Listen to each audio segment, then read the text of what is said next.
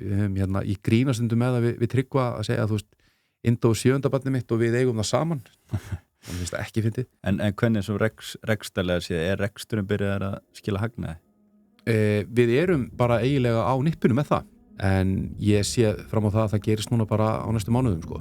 Svo líka það að nú sé ég bara með vinum mínum í útlöndum og við erum að borga hérna, við erum að splitta reikningnum á veitingastaðnum og ég er bara að borga 2000 skallinu minna, heldur en félagið mér. Og þá eru þeir allir bara, af hverju þú að borga minna heldur en ég?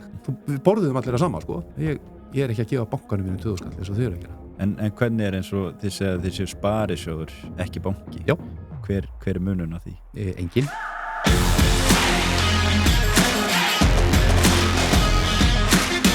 Haukur Skúlason, framkvæmdastjóri og annar stofnandi Indó.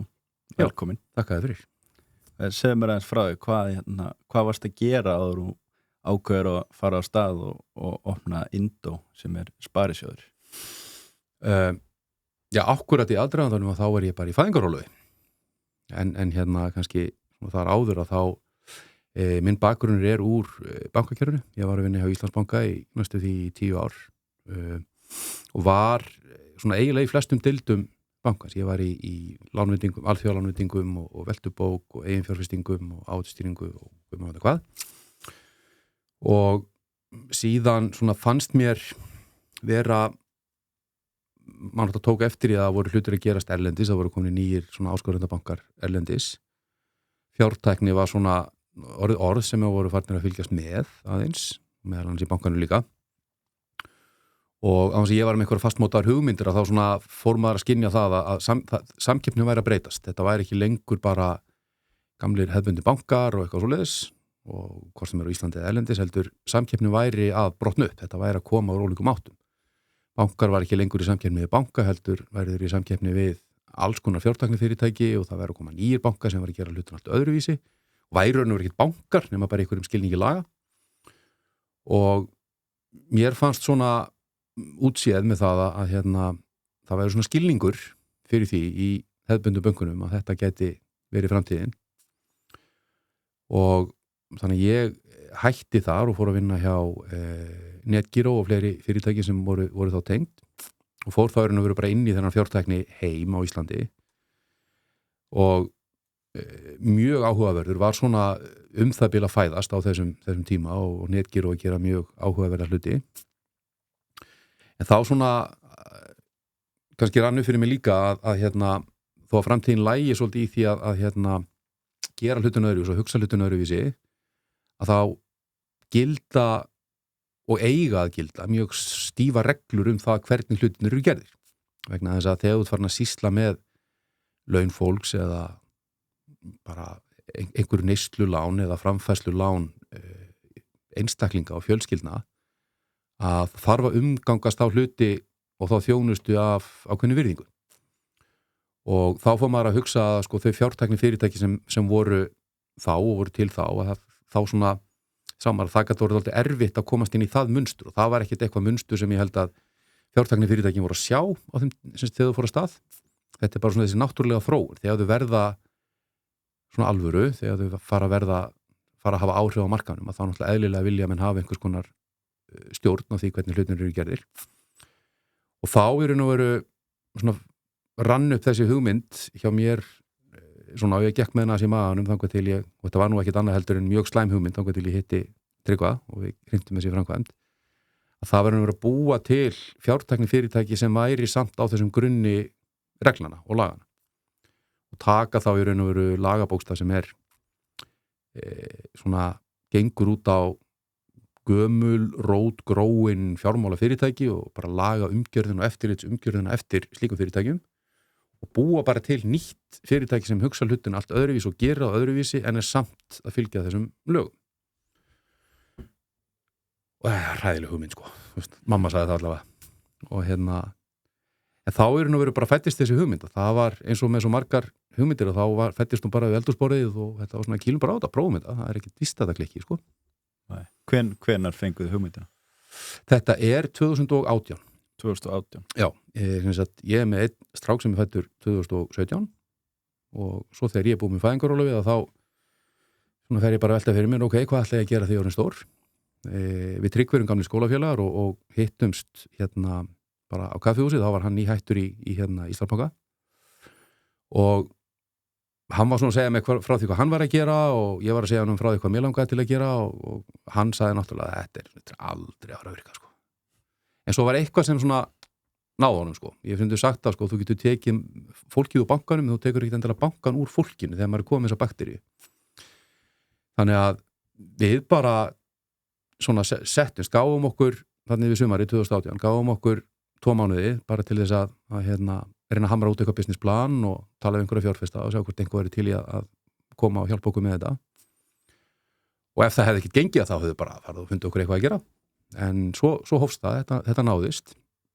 En þetta er bara bílskúrinn og eldhúsborðið og 2 fundarherbyggi þjóðabókluðuna því að það var ókeypis sko. Þannig byrjaði þetta bara. Já, en hvernig var eins og að samfara fjárfestum að koma inn í þetta? Sko, við lítum eiginlega aldrei á því að við værum að sannfæra þá eitthvað og ég held að það svona kannski spilir svolítið inn í að við erum svona tiltölulega gamlir til þess að fara að vera frumkvölar en við erum að fara að vera frumkvölar í geira sem við þekkjum ofboðslega vel. Við þekkjum bankastað sem er gríðarlega vel.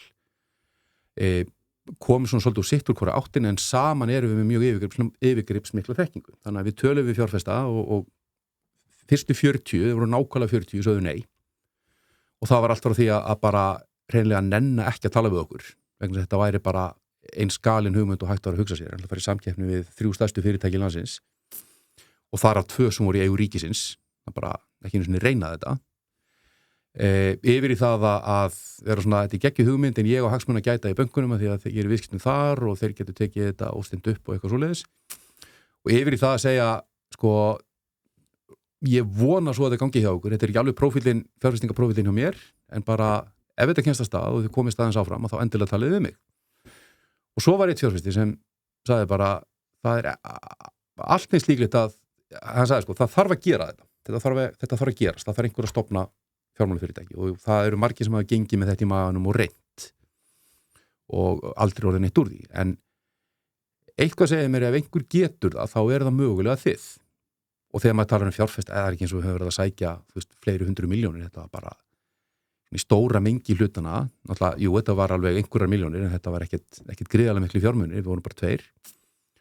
Og þá fór svolítið svona boltinn að rúlla, þá gátum við svona þróa þetta aðeins frekar og haldið það aðeins áfram.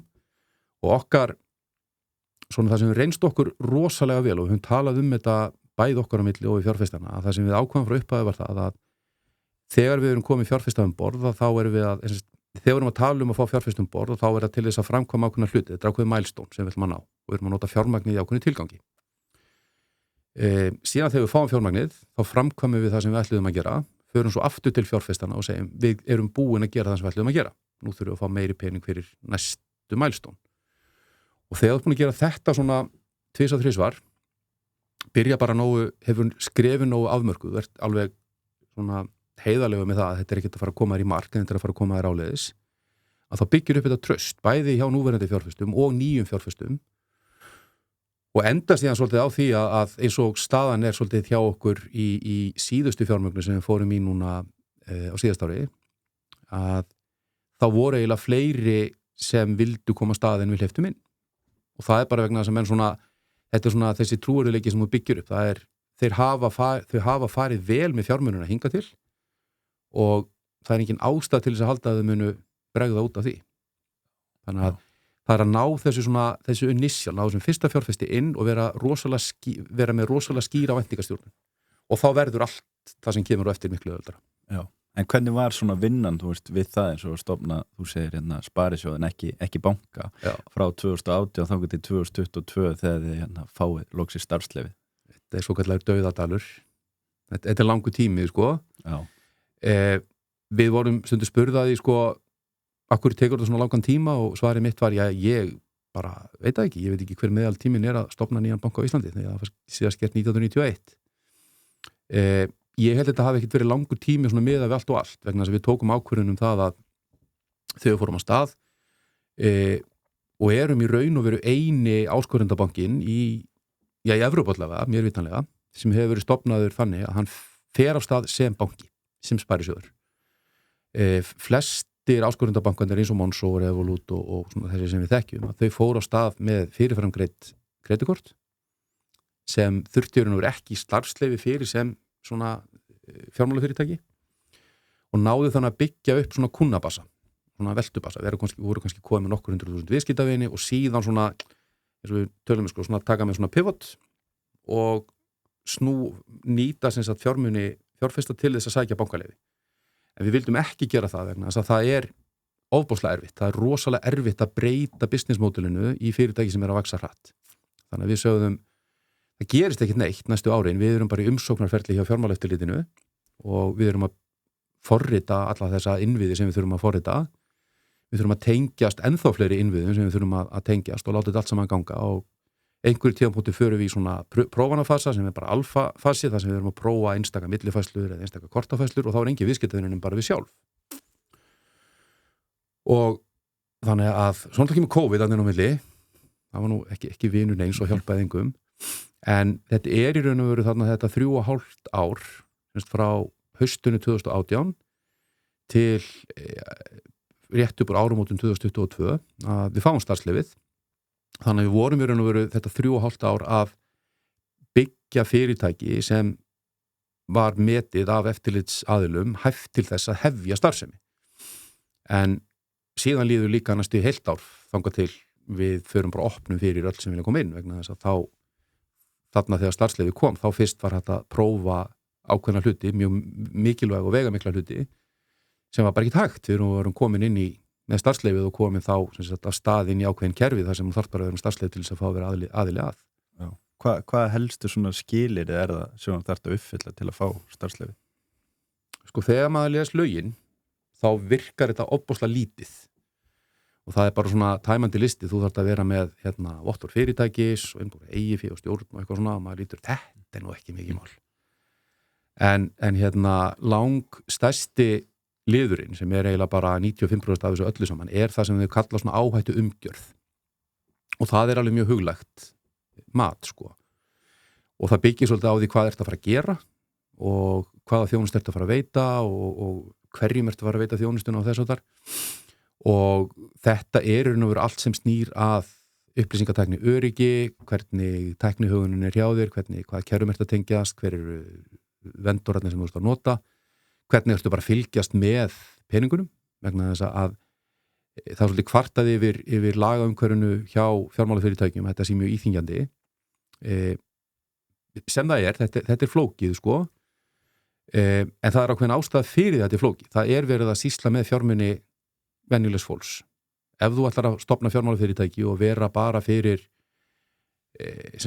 efnamikla einstaklinga, vera þau eignastýringafyrirtæki, þá það miklu minna eftirlit sem hvílir á því. Það alltaf eftirlit sko, en það miklu léttara heldur en í þessu. Og það á að vera það. Það á ekki að vera auðvelt að stofna fjármálafyrirtæki og fara að taka á móti launum fólks og gera svo bara eitthvað. Og þess vegna eftirlitsaðilinn til þess að koma í veg fyrir það að það gerist. Það náttúrulega líka erfitt að þó að sko lögin gerir ráð fyrir að setja stofna nýtt fjármálafyrirtæki, þá eitt af það sé heimildin fyrir því og annað það sé gert og við vorum líka alveg eins og við vorum að læra hvernig við smíðum þetta vegna þess að það hafði ekki smíðað nýtt svona áður. Þá var eftirliti líka aðeins átt að sig á því hvernig afgreiðum við umsókn fyrirtæki sem hefur ekki verið stofnað áður síðan eins og bara fyrir flest fólki við eftirlitinu. Við vorum bara þau í grunnskóla þegar síðasti banki var stofnað. Hvernig gerum við þetta? Þannig að þetta var svona mikið fram og tilbaka og svona bara lærdómsferli bæði fyrir okkur og fjármáleftirliti. Við fengum ekki afslátt af nokkrum sköpuðum hlut vildum það ekki. En þau lögðu sér líka gríðarlega fram það að skilja, ekki bara tæknina heldur bara hvað það sem þið ætlaði að gera. Þú veist, þið fáið starfsleyfi og hvað? Hvað ætlaði svo að fara að gera? Já. Þú veist, hvað ætlaði að gera við hennar pening? Og hvernig ætlaði að spyrja og biðja fólk að láta ykkur fá peningin og þess að þar. Og mér þótti það mjög gott, mér fannst þá vinnu gríðarlega vel, vegna þess að það gaf mér ákveðna svona komfort þegar maður má sletta fyrir því að þau sem koma á eftir okkur og stofna næsta sparisjóð eða næsta banka, því ég vona svo sannarlega að það gerist, að þá veit ég að það verður líka svona stífur ferill í kringu það verður vonandi styttri, af því að þau hafa kannski ákveðið viðmið, en það á ekkert hver sem að geta gert þetta. Nei, þetta langt og krefandi ferli. En hvernig eins og núna Indó, þeir eru með hvað 22 starfsmenn? Já, við erum komin í 25. Ok, það fjölgar hratt. En ég sá þetta megna að þeim eru forritarar. Já. Eru þið svona, þið eru með eitthvað eigi bankakerfi sem að þið þurftu að þróa? Sko það kannski, var einmitt einn af þessum hlutum sem að þurfti aðeins átt að sjá. Ég náttúrulega kem ekki úr þessum forritunar heimi, sko. Að það ekki til neitt sem heitir svona bankakerfi. Á Íslandi eitt svona bakendakerfi sem rekið af reiknistofubankana og það má eiginlega segja það er svona húsnæði fyrir bankareikninga allar landsmanna og svo geta þeir verið í Landsbankanum og Arion-banka og allt svoleiðis en þegar allt kemur til alls að þá allir bankareikningar á Íslandi í einu miðlægu kerfi hjá reiknistofubankanum sem kallast Sopra. Já. Og þetta kerfi sem í raun og veru gerir það verkum að við getum gert allt það sem við teljum vera sjálfsagt í bankastæðum á Íslandi en þekkist ekkit endilega erlendis. Þannig að ég til dæmis ætla að millifæra mínum indóreikningi yfir á reikningi á þér í Arion-banka að þá millifærslan bara í rauntíma. Þú upplifar hann í rauntíma. Erlendis að þá það ekki þannig, þú getur ekki fært á milli sko Danske Bank og einhvers annars banka í Danmörku og peningun bara komin. Það tekur alltaf einhverja daga, sko, eða einhverja klukkutíma eða kannski næsta dag eða eitthvað. Þannig að það alveg svona þetta bakenda kerfi mjög hentugt á Íslandi og við skoðum það að vera með annað bakenda kerfi sem væri raun og veru af því að mörguleiti Sopra kerfið ekki, hentar okkur ekki, við erum bara allt annars konar fjármálafyrirtæki heldur en stóru bankarnir. Þetta svona, við vorum að leita að hraðbát en eina sem við erum boðið var olíuskip en þá rekum okkur líka svolítið á það að það kerfi sem Seðlabankinn rekur sem tryggir það að allar bankastofnanir geti framkvæmt þetta uppgjör, þannig að millifærslur geti virkað samtímis. Þannig að ef við hefum farið í annað kerfi heldur en það sem bankarnir eru með, þetta Sopra-kerfi, þá hefði ekkit verið hægt að millifæra á milli indóreikninga og reikninga annara banka nema kannski eftir 1 eða 2 daga. Já. Og þá, segðu sko, það það þýðir ekki, sko. Það engin að fara að koma til okkar ef það í stöðunni, sko. Það of langur tími. Já, þannig að það sem við byggðum var í raun og veru samþættingar á milli eins og kerfin sé á reiknistofubankana og uppgjörskerfi Seðlabankans og Visa og allt þetta. Þannig að þróunin okkar fór í að búa til þetta þjónustulag, þetta millilið sem hnýtir allt saman. Þannig að við erum í raun og veru ekki að smíða neitt svona kerfi sem heldur utan innlánin eða eitthvað svoleiðis, en við smíðum kerfi sem dregur inn þessar upplýsingar allstaðar að og passar að þær séu aðgengilegar og paraða saman eins og við viljum að það séu og allt svoleiðis. Og það líka eitthvað sem hafi bara aldrei verið gert áður. Já, ok. Þannig að, en hvernig eins og þið segja að þið séu sparisjóður, ekki banki? Já. Hver munun á því? Engin. Jú, hann en hann fyrir flest fólk, þá flesta viðskiptavinni þá hann engin, sko. Við höfum leyfi til þess að gera alla sömu hluti og stóru bankarnir. Það svona ákveðni hluti sem við höfum ekki heimild til að gera. Við megum til dæmis ekki, eða þegar við fengum starfsleyfi þá voru lögin þannig að við máttum ekki starfa á kennitölu Indó utan Íslands. En bankarnir stóru mega það. Svona gefnum ákveðni skiln og það bara fínt. Við höfum engan áhuga á því að Indó fari að búa til fari eitthvað strandtök í Noregi, sko.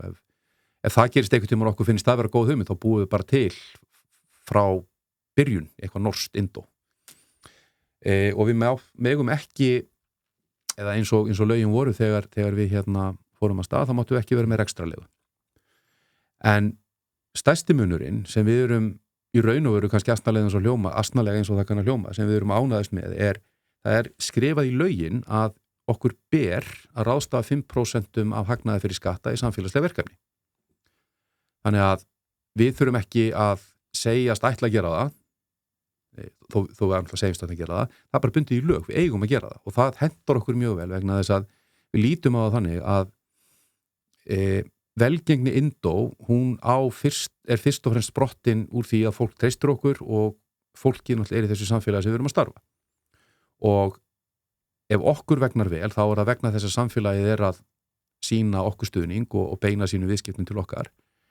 Og þá bara fullkomlega eðlilegt að allavega 5% af því sem eftir stendur þegar við erum búin að greiða kostnað að það renni bara aftur til samfélagsins. Og við vorum svolítið spurða því, eru þið, þú veist, af hverju, þetta er bara svona auka kostnaður sem þið getið sleppt í að takast á hendur, sem þetta er ekki kostnaður, þetta er sanngjarnt. Og þegar við tölum það, við ætlum að vera einföld og gagnsæ og sanngjarn, og þá er það bara vegna þess að það er eins og við erum, og við upplifum bara sjálf okkur sem persónur þannig. Og fyrirtæki eiga bara ekkert að vera í neinum erfiðleikum með það að vera sanngjarn, og þetta er ein birtingamind þess sem okkur finnst vera sanngjarnt.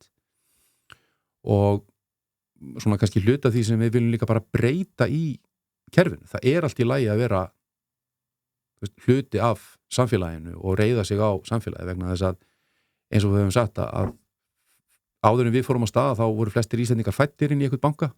Þú hafði verið í bankanum að því að þú bara átti reikningar frá því að þú varst bara fæddist eða eitthvað.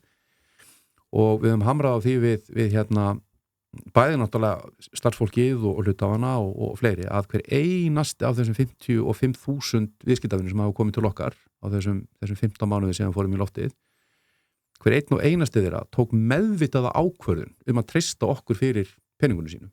Og það er ekki sjálfgefið. Og ef við getum ekki verið sanngjörn og þakklátt í garð fólk sem gerir það, að þá eigum við bara að finna okkur eitthvað annað að gera. Já, það þarf svolítið mikið til að samfara fólki til að koma og skipta banka. Treysta einhverjum öðrum fyrir fjármunum sín. Já, eða bara ótrúlega lítið. Já. Bara ekki vera fáviti. Ja, og vera bara hrein og bein, segja hlutin eins og þeir eru og gera þetta kannski svona pínu skemmtilegt.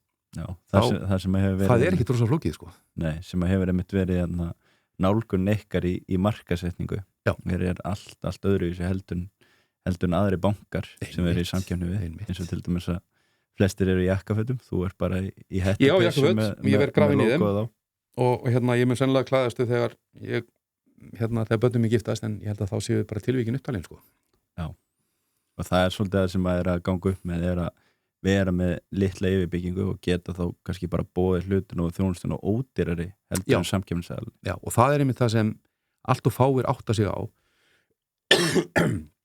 að við erum spurð, sko, ef þú ekki að taka þessa tekjur og þessa tekjur og þessa tekjur, ég meina þú veist, hvernig gengur þetta þó upp?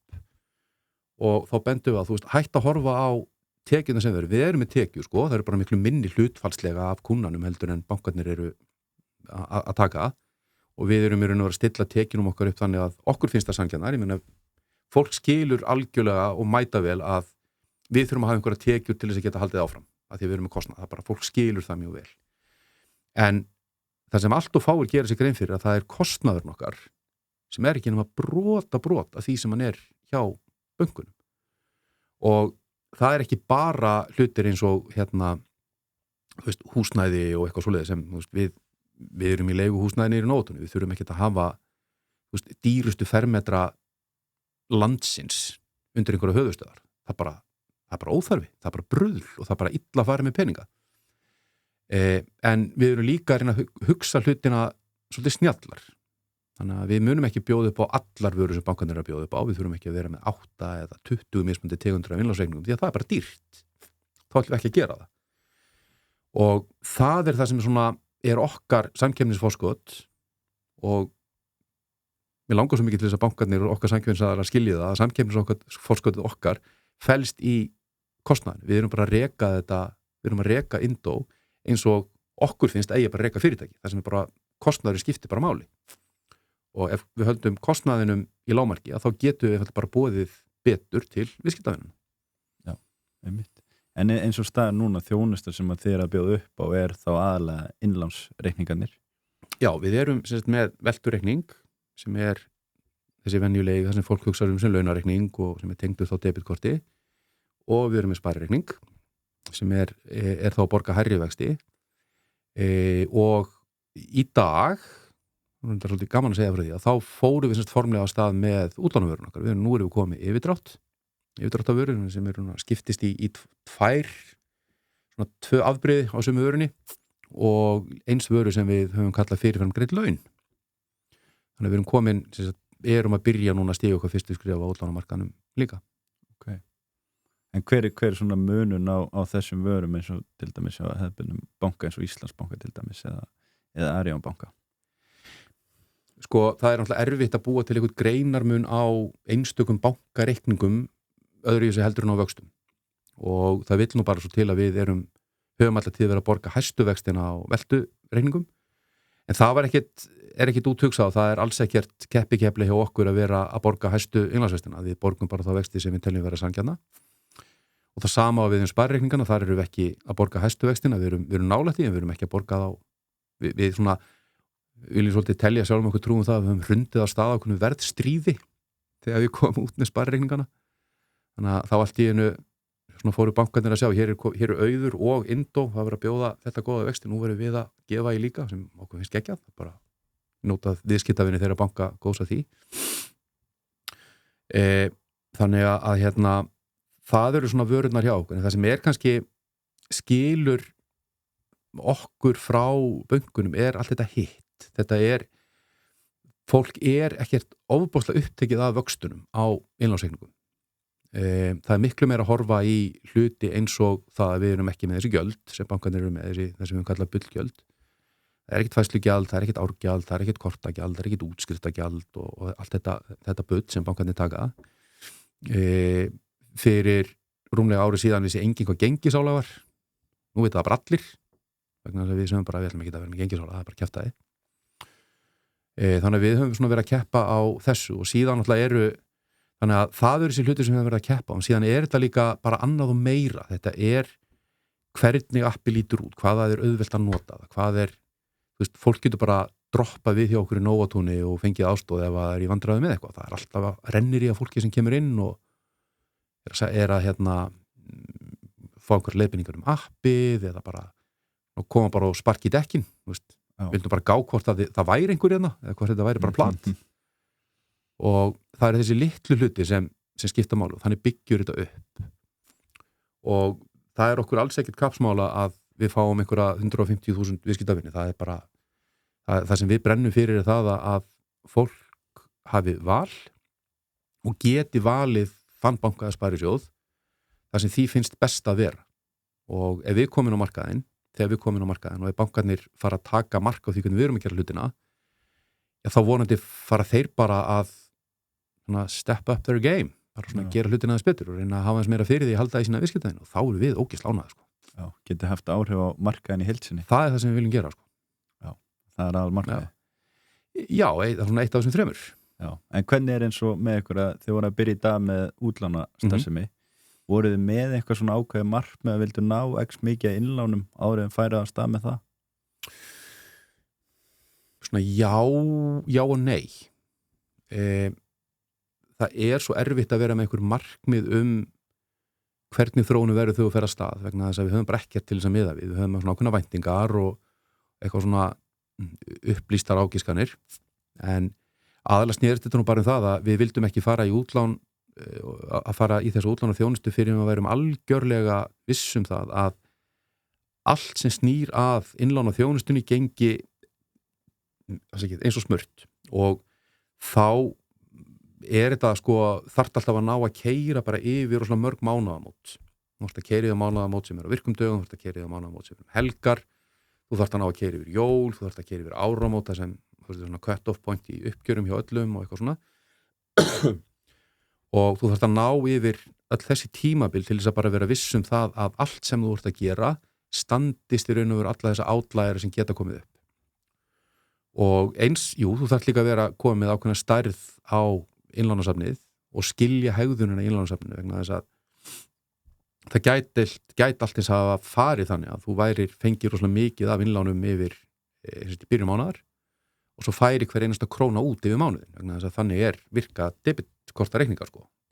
En við vissum líka að það myndi ekki vera raunin einhverju myndi gera það en aðrir ekki og svo komum við sparreikning og þá ferum meiri svona kjölfestu í innlánasafnið og þegar við sáum að það var komin ákveðin stærð og ákveðin kjölfesta og við vorum farin að skilja gætum betur spáð fyrir það hvernig það hegðaði sér í hverju mánuði að þá getum við farið að lána út peninga því að þá skilum við einfallega hvernig fjármögnunin og útlánunum hegða sér Já, en hvernig eins og fyrir ykkur setja upp rekstrar á öllum utanum reksturinn á sparisjónum sjálfum það væntanlega svolítið krefjandi Já og nei sko það mjög einfalt þegar kemur að kostnaðarliðum vegna þess að við erum mikið til svona fastkostnaðar business og síðan í raun og veru eru svona 2 parametra sem hvað ertu með marga viðskiptavini í hverju mánuði, svo ertu með eitthvað svona virknistuðul, hversu virkir eru þeir, þá bæði með tilliti til sparnaðar, sparreikninga og veltu innlána og kortanótkunar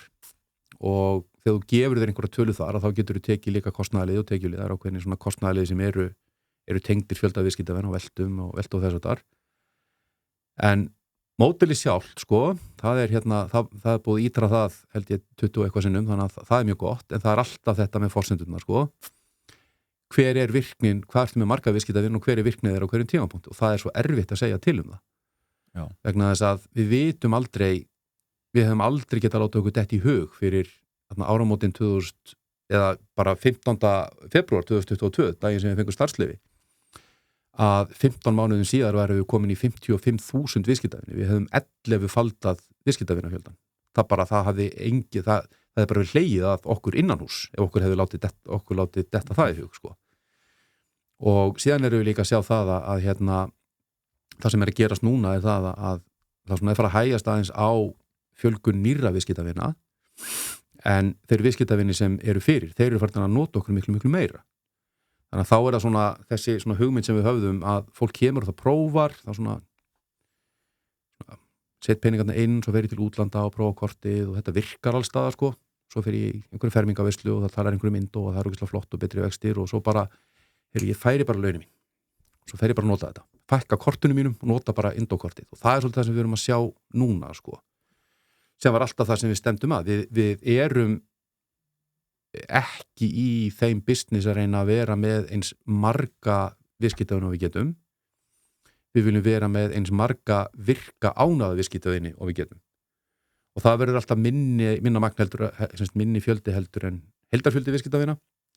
Og þá er þetta líka aftur svona öðruvísi heldur en bankarnir erlendis, áskorunarbankarnir erlendis að hugsa það. Af því að það eimið svolítið eftir af þessari fortíðir á það sem þeir voru með fyrirframgreitu kreditkortin. Það sem í raun og veru allt snérist það að vera bara með eins mörg kort og þú mögulega gast útgefin. Því að það var það sem fjárfestar vildi sjá. Þannig að þú varst komin með 1 milljón útgefin kort en náðu síðan 1,2 milljónum útgefina korta, þá varstu búin að unlocka næsta round af hærra valuation. En það var enginn að spurja og hver eru tekinar á bakvið þessi 1,2 viðskiptavini, 1,2 milljónum viðskiptavina. Þannig að við erum miklu meira að horfa á það. Við viljum, að sjálfsögðu viljum að fólk komi, en það á svolítið svona að upplifa þjónustuna sjálft og bara ákveða að þetta er það sem mig langar, þetta hendar mér og þá fer fólk að nota okkur bara meira, það fer í bónus og kaupir í matinu og þá notar Indókortið. Það er með launin hjá Indó vegna þess að svo koma reikningarnir mánaðamótin og þú getur borgað alla í appinu og það er rosalega þægilegt að borga þá í appinu og þú getur verið með alls konar svona skemmtilegar svona sparitricks, þannig að það er enginn sem situr yfir þér og segir þú þarf að leggja til hliðar 50.000 krónur á mánuð og meina þér allt til þess að spara til 11 áruna því að fólk gefst alltaf upp á því. En við erum miklu meira búin að setja upp svona leikjafræðilegt element í því. Þú sparaði bara hverjum degi en brúkast að lítið. Sparaði bara 100 kall á hverjum degi. Ég munar ekki það. Þú þarf ekki að meina þér neitt. En 100 kall á hverjum degi, það er 30.000 kall, sko. Á ári. Fljótt að telja. Þannig þetta er rosalega fljótt að telja. Og svo ef þú notar kortið í okkur og þú ert að borga fyrir Netflix og eitthvað svona og svo fyrir til útlanda og kaupir ís eða bjór eða eitthvað að ef þú er svona meðal kortaviða þá ertu búin að spara þér þar ykkur 50.000 kall á ári. Þannig að fólk sér alveg svona yfir tíma þetta telur alveg. Allt þetta pínu litla, þessa pínu litlu fjárhæði sem ég er að leggja til hliðar á hverjum degi eða hverju viku. Ég finn ekkit fyrir þeim, þetta er bara sjálfvirt. Ég tek ekki svona eftir að þetta fara út á reiknum mínum fyrir en allt í einu skoða sparibauki minn og þá er komin 15.000 kall. Já.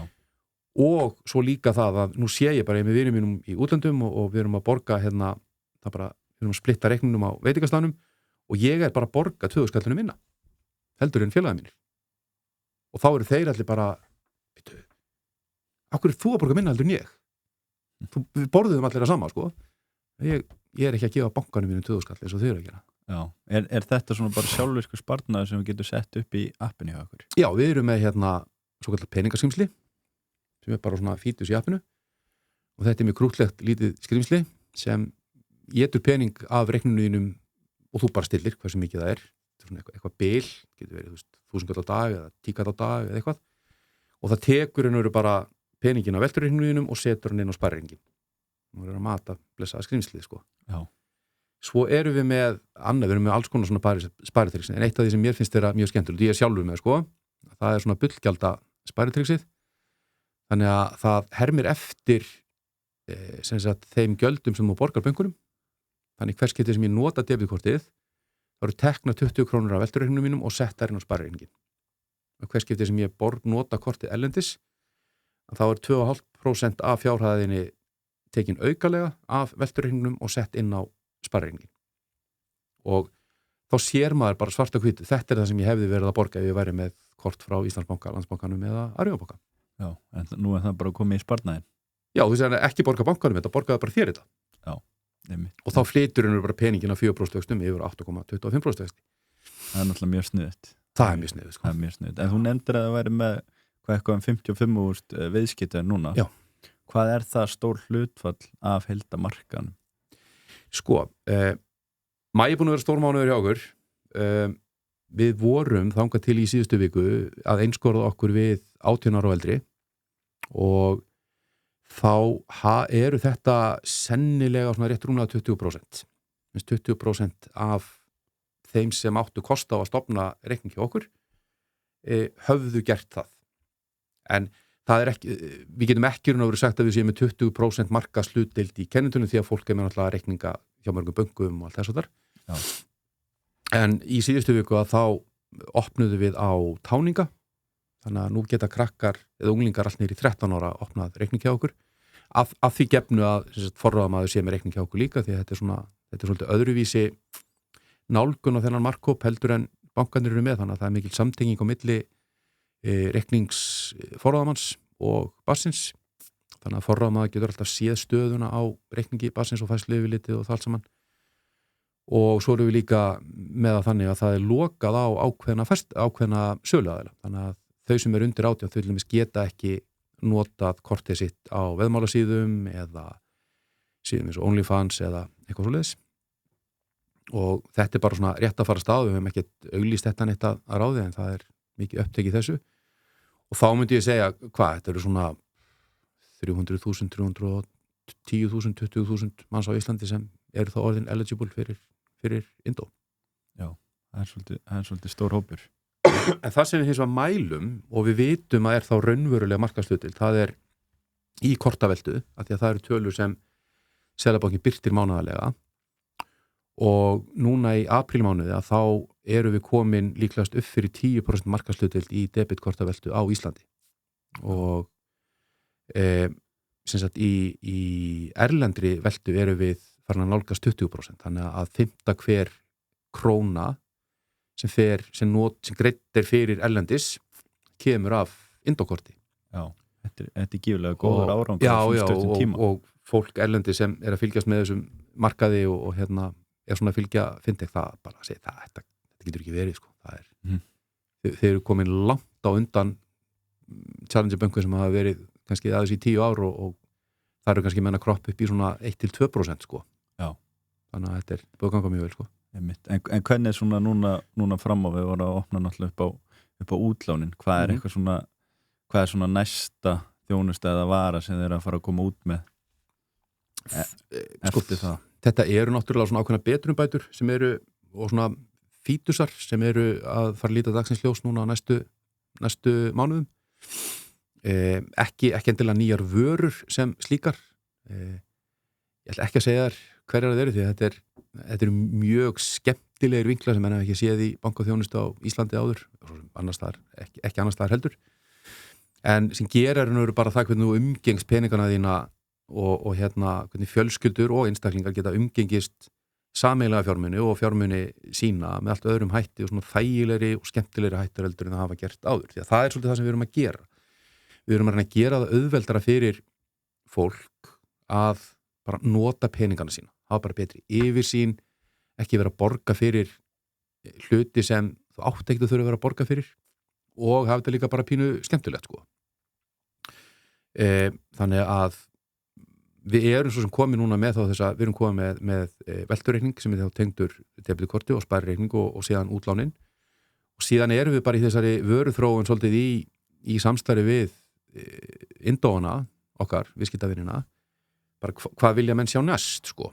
Við erum með hugmyndabanka á heimasíðunni og hann spila svolítið inn í þá vöruþróun sem við erum að fara í og það eru alls konar hugmyndir þar margar hverjar mjög góðar margar hverjar mjög góðar en kannski ekki alveg framkvæmanlegar og við svolítið horfum bara í það hvað það sem fólk vil gera verða það okkur annars konar innlánsreikningar eða verða það erlendar millifærslur eða húsnæðislán eða eitthvað svoleiðis og við tökum það bara allt saman til skoðunar en við erum komið með þennan grunn núna að þessum 3 stoðum bankarekstrarins bara almennt bankarekstra sem þá innlán og greiðsluþjónusta sem þá debitkortin og útlán.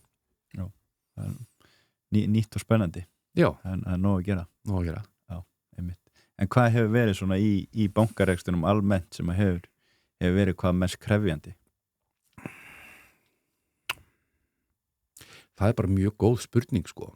Við vitum það alveg að útlána varan allt annars konar þjónusta heldur en innlán og erum mjög vel í stakk búin til þess að takast á við þær áskoranir sem felast í henni. Það er náttúrulega það eitt að vera með innlán og passa peningana þína og hafa það alltaf aðgengilega og svo annað að veita fólki útlán og við vitum alveg að hluti þeirra sem taka útlán að þau munu eiga kannski vandræða með að standa í skilum á réttum tíma. Tölfræðin segir það bara og það getur komið fyrir hvert sem og það í raun og veru kannski að fylgja þá því eftir að þegar þetta fólk sem lendir í vandræðum að hafa samband vegna þess að það þarf að þá vinna þessa hluti með ákveðnum hætti og það alltaf sársauka minnst, jafnvel sársauka laust að hafa samband þegar fólk sé fram á og lendi í vandræðum fyrir eitthvað heldur en að reyna að hunsa það því að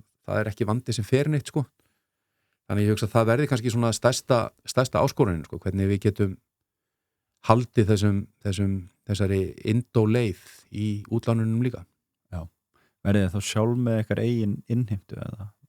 Já, sko, innheimtan verður á okkar forræði svona fyrstu dagana eftir að fólk þá komið í vanskil og þá erum við bara að leggja þessa höfuð áherslu á það að við getum alltaf gleymt sér, það gerist ekki það engin dráttavextir fyrstu 5 dagana og það kemur enginn og bankar upp með bréf heima hjá þér eða neitt svoleiðis hafa bara samband og við leysum það hlutin verður alltaf leystir en síðan erum við í samstarfi við Motus sem þá að taka við þegar kannski hlutinir hafa þróast aðeins lengra og það bara svolítið okkar leið til þess að taka ákveðna kjarnastarfsemi og útvista henni til aðila sem eru sérfræðingar á því við erum með það í alls konar hlutum í því sem við erum að gera og þannig að það bara ákveðin sérþekking til staðar og við fáum að setja okkar svona einkennismerki á það hvernig staðið að því þannig að það sé ennþá svona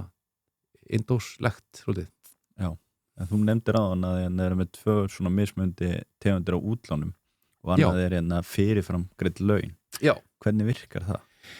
Sko, yfirdrátturinn hjá okkur, svo ég snúi spurningun alveg á hvolf, að annars vegar erum við með svona venjulegan hefðbundin yfirdrátt, aðeins betri í kjörum heldur en bankarnir að bjóða, en síðan erum við með yfirdrátt þar sem við svona hvetjum fólk til þess að setja hann í lækkunarferli, þannig að þú tekur yfirdrátt, 6 mánaða, en svo borgar hann niður, svona jafnt og þétt, kannski ekki í 6 jöfnum bútum en kannski svona nálægt í og þá bjóðum við umtalsvert betri vexti á þannig yfirdrátt vegna þess að viðskiptavinir sem borga niður lánin sín, þetta á að vera skammtímalán og þú átt helst að reyna að borga þetta niður, þetta ekki lánaform sem menn eiga að vera með í lengri tíma og við viljum efla fjármálalega heilsu okkar viðskiptavina og það gerum við með því að hvetja það á umbúnaðinn fyrir að greiða lánin tilbaka ef þið geta og að auki fáum við bara meiri vitneskju, það gott fyrir okkur að fá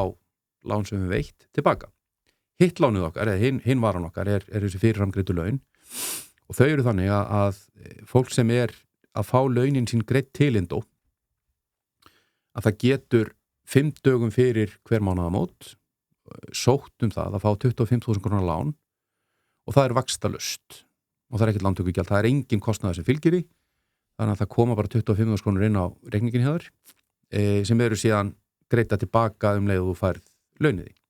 Þannig að þú veist, þetta getur alltaf komið fyrir það, við höfum öll lent í því að það vantar aðeins fyrir síðustu matarkörunni og í stað þess þá að fara inn í einhver mögulega dýrari lánaform sem hver sem geta bara festi í einhverju kviksindi sem kemst illaleg mögulega út úr ef nokkuð tíman, að þá höfum við sagt, já, þá þetta bara hér. Þú veist, þá getur þú komið þér yfir mánaðamótin með þessu. Já, en einhverja sérstök ástæða okkur að 25.000? Að því að ég vildi alveg gjarna segja að þetta væri útpælt, en þetta svona óformi innanhús könnur sem sagði, þetta svona típisk matarkarfa fyrir fjölskyldu. Þetta svona ein bónusferð fyrir vikuna. Já.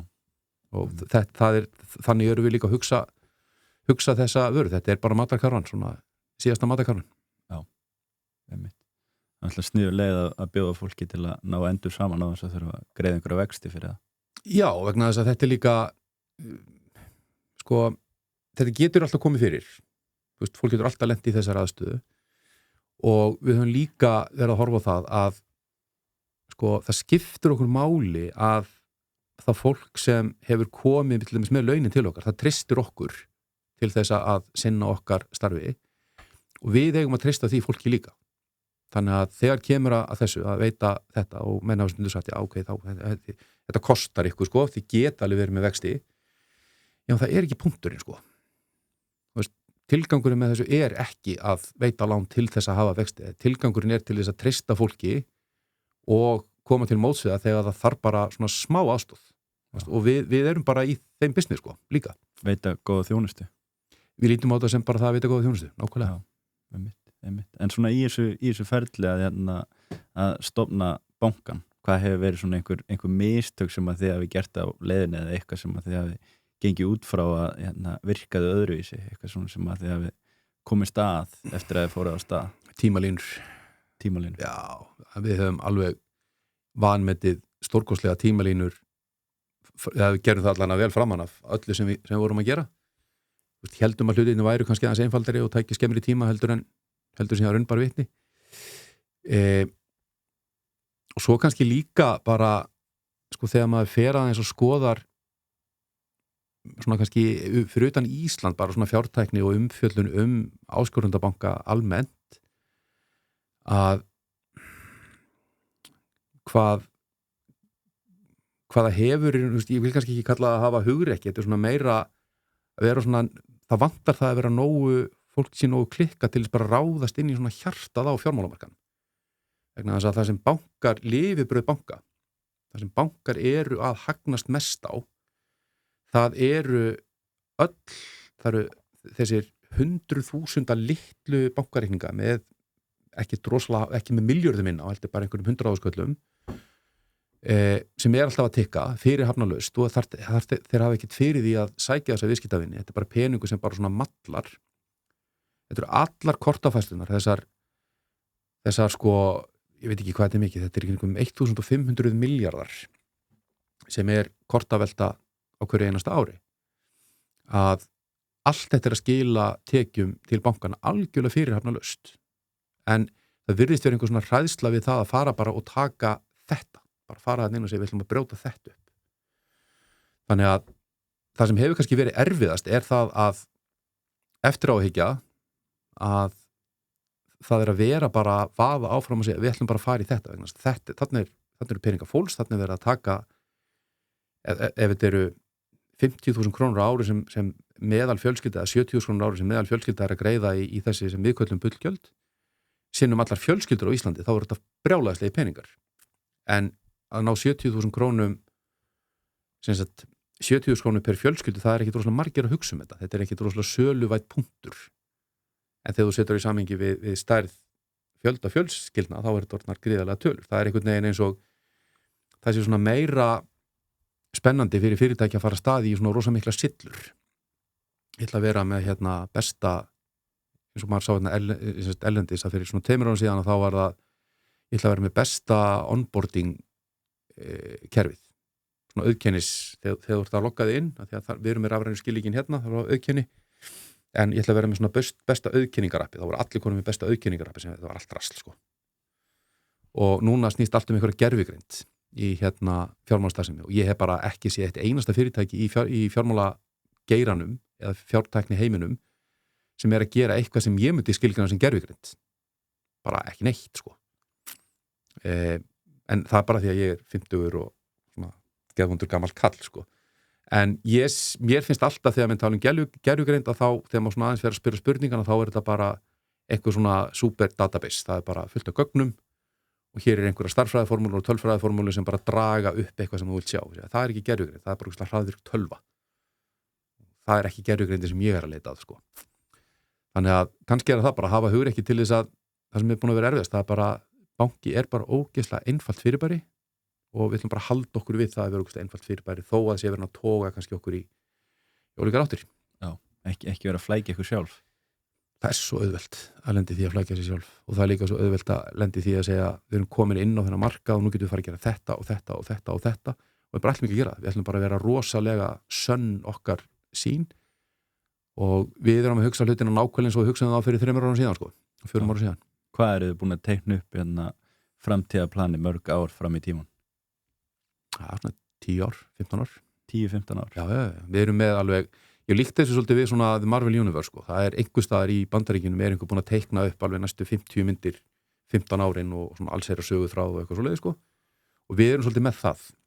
En það ekkert meiklað í stein, sko. Við erum líka með ákveðin sveigjanleika inn í því sem við erum að gera og við látum aldrei festa okkur í einhverjum svona tímalínum eða segja nú ætlum við núna á 4. ársfjórðungi næsta árs að koma út með einhverja nýja vöru og bara nýjar vöru koma þegar þeir eru tilbúnar, sko. Já, einmitt. En hvernig er núna, þú ert framkvæmdastjórinn og svo þið væntanlega með einhvern fjármálastjóra? Nei, ekki sem ber titilinn fjármálastjóra. Við erum með skrifstofustjóra og við vinnum þetta svolítið bara svona mikið í svona náinni lúppu, sko. Þannig að akkurat núna erum við svolítið bara svona að svona sníða okkur stakk eftir vexti og náttúrulega vaxi gríðarlega hratt og skipuritið fer í svona kannski yfirhalningu á myndulóka ás eða á næsta ári. Þú veist, þegar við erum bara sjáum svolítið fram á það að reksturinn sé kannski farin aðeins að stabiliserast og þá skoðum við það í raun og veru hvort að það sé til þess að fara að breyta einhvern struktúrnum en við eigum það bara eiginlega allt sameiginlegt að við erum rosa lítið að spá í því hvað við erum tilluð, sko. Það bara hlaupið í allt, sko. Vinna allir bara saman. Ég svar í síman í þjónustuverinu og við erum alltaf að taka símavaktir og eitthvað svoleiðis, sko. Þannig að... Já. En hvernig svo rekstærlega sé, reksturinn byrjaðar að skila hagnaði? Við erum bara eiginlega á nippinu með það. Við höfum alltaf verið að færast nær og nær því að vera break even og það svolítið veldur náttúrulega bara á það þarf ákveð svona kritískan massa af bæði innlánum og nótkun á kortum til þess að við förum að skila hagnaði en ég sé fram á það að það gerist núna bara á næstu mánuðum, sko. Já, það ansi góður árangur. Það ekki höfn, sko. Nei. Það ég held að sé einn áskorundabanki í Evrópu sem búinn að ná því að vera break even, það Starling banki í Bretlandi og ef þetta gengur eftir þá verður við númer 2. Já. Nýjasti bankin verður númer 2, það ekki það. Já, það mjög gott. En svona ef þú horfir yfir bara allt ferli á því náttúrulega ferð núna, 2018 ferði þess að hugmynda að stofna Indó og svo gerir það fullt á það og ferði lofti 2022 og undan því að þetta náttúrulega búin að vera að vinna í fjármálagerinu síðan 2005, næstu 20 ár, búin að vera að vinna á Netgyro og Glitnir og alls konar fyrirtækjum. Hvað svona stærstu mistök sem þú myndir segja að hafa kannski gert á ferlinu þínu? Þau hafa bara verið ansi mörg, sko. En það var eins og einn gamall yfirmaður minn sagði við mig, það bara fínt að gera mistök, þú lærir ekki öðruvísi, en þú átt ekki að gera sömu mistökin tvisvar. Og ég held ég alveg sloppið við það að gera sömu mistök tvisvar. Ég held, sko,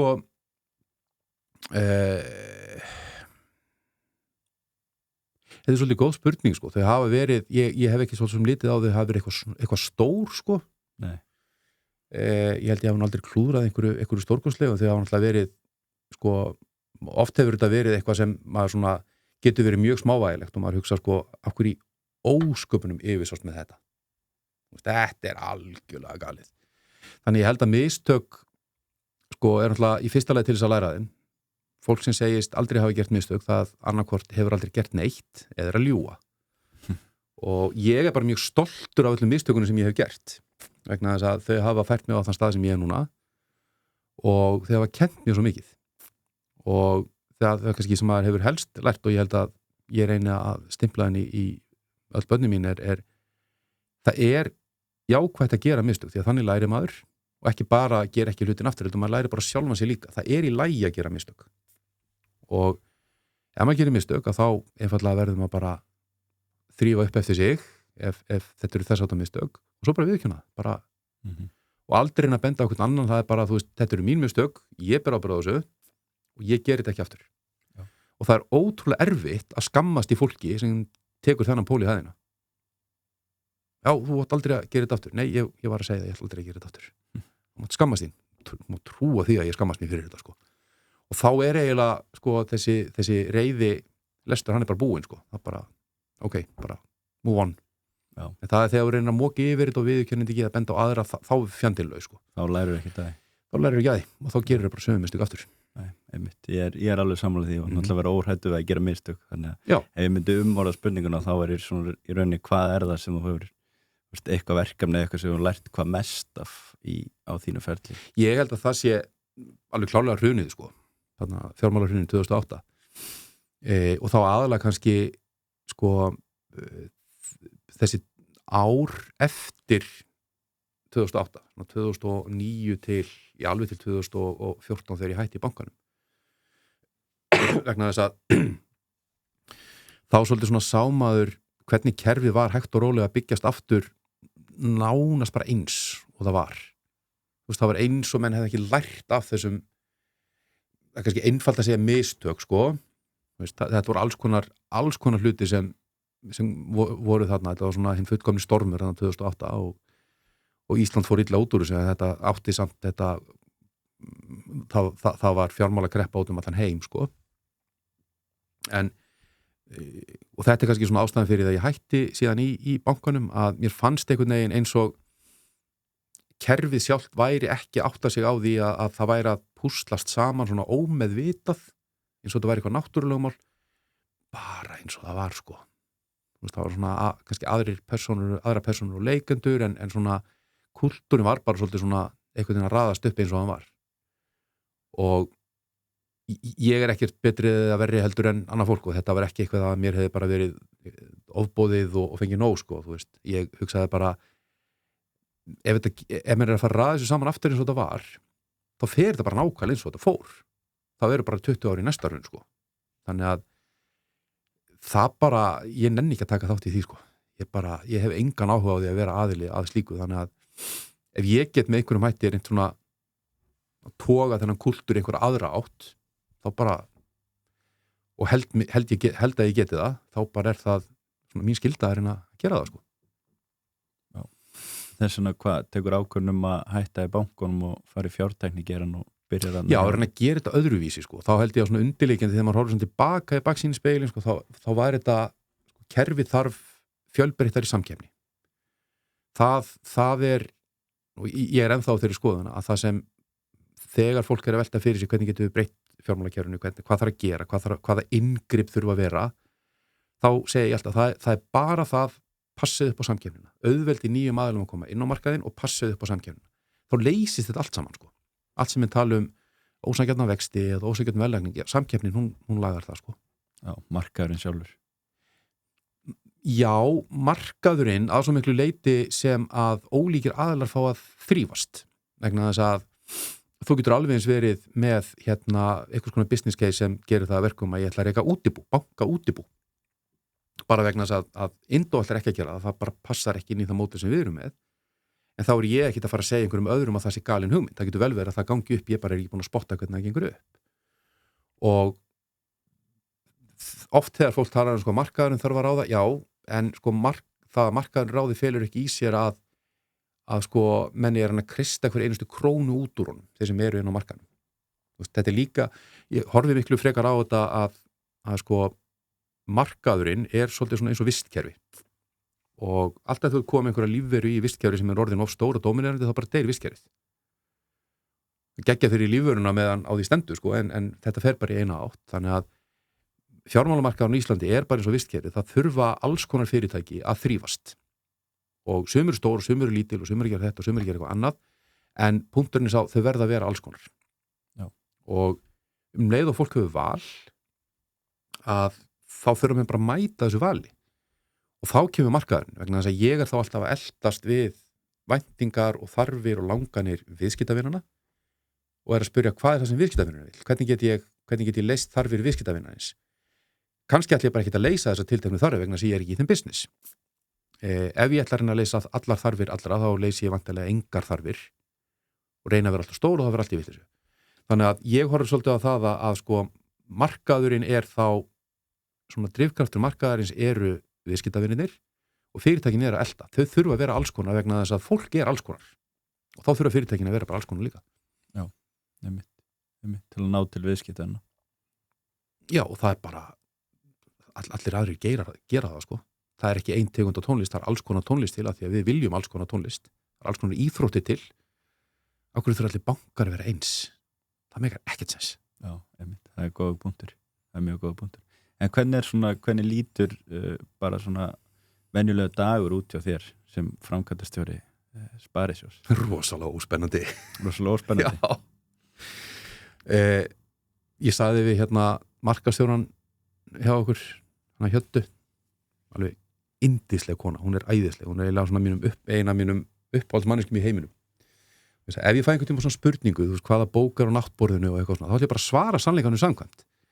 Það ekki eitthvað svona 25 ávanar afskaplega árangursríks fólks eða eitthvað. Þetta bara ég lesi einhverja ömurlega sci-fi-reifara og svona glæpasögur og eitthvað, bara árinni fyrir að sofa.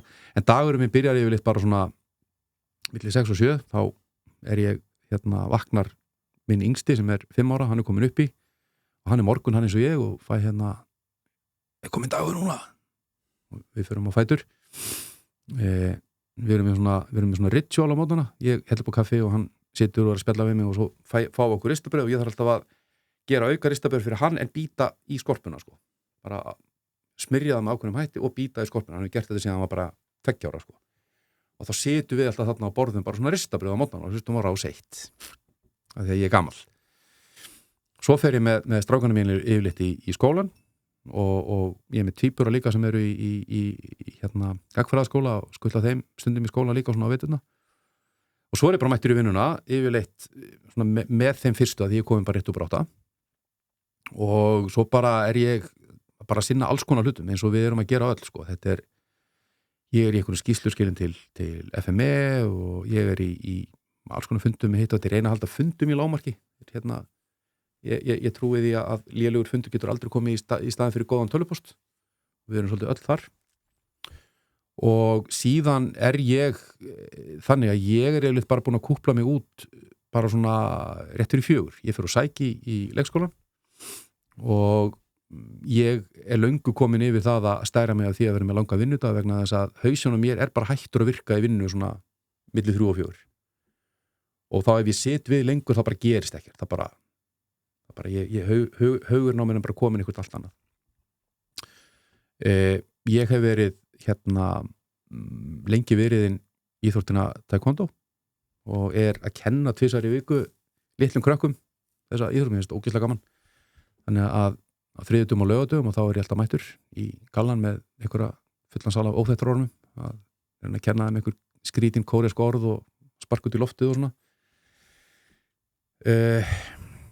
Svo bara heima að elda og þess nefna svo, ég er rosalega kvöldsvæður og þannig bara dagurinn mér, þetta ekkert eitthvað svona framagósa líf og það segja mér allir sem þekkja mig, ég hef ömurlegan tónlistarmekk, ég hlusta mikið á tónlist mjög hrifinn af country tónlist 80s glam rocki geggjað sko og breska nýbylgjan, Spandau Ballet, Ultra og svona, það alveg í Spotify hjá mér.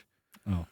Þannig bara dagur hjá mér sko og þetta eitthvað sem kollegar mínir í Garðabænum myndu aldrei viðurkenna opinberlega en ég veit innst inni að þeir eru þarna það bara þannig.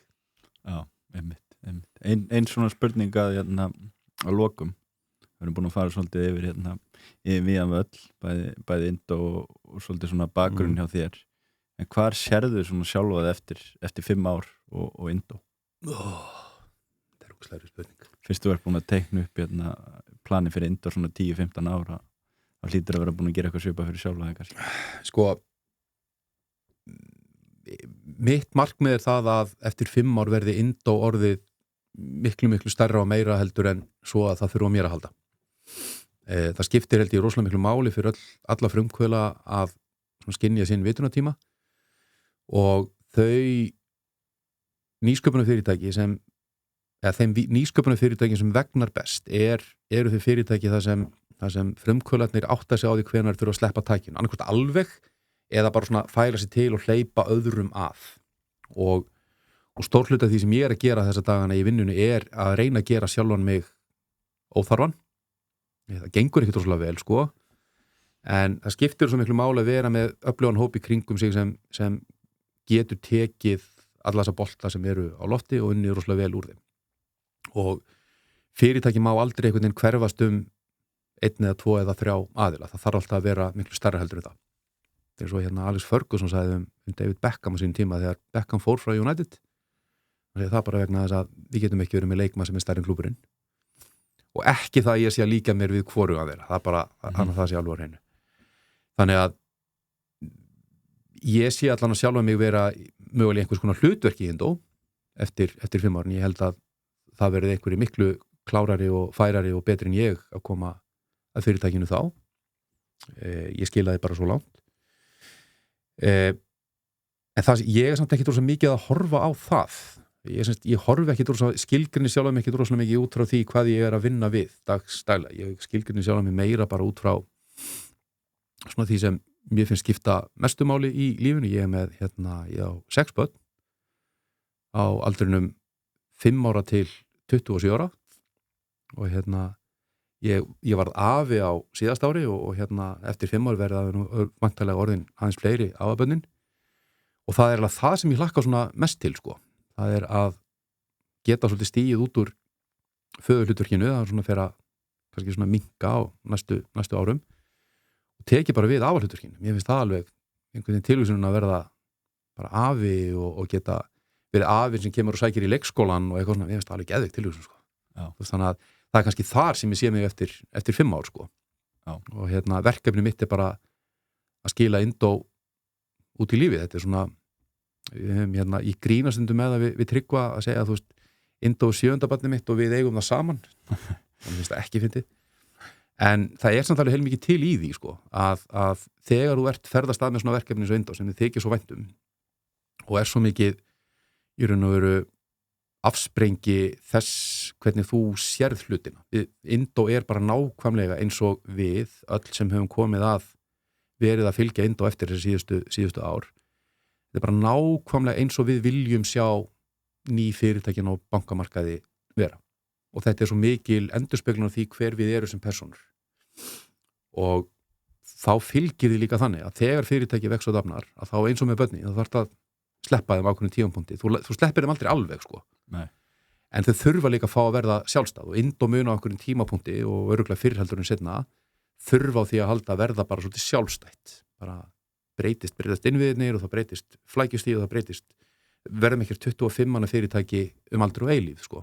Þannig að einhver tíma kemur að einhverjum svona kaflaskiptum en ég held að ég losna ekkert við bankan úr mér og ég held að þessi sparisjóð losna ekkert við mig úr sér.